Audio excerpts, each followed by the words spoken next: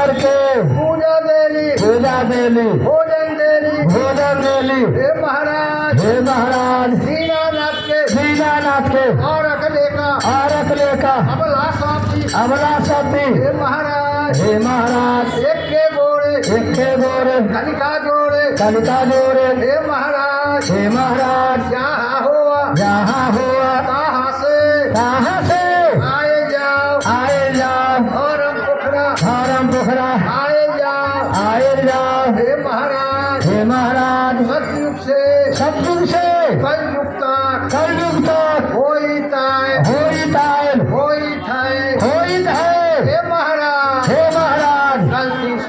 गलती सलती उल्टा फुलटा माफ करिहा पूर्ण करवा भारत के हमला घोड़ा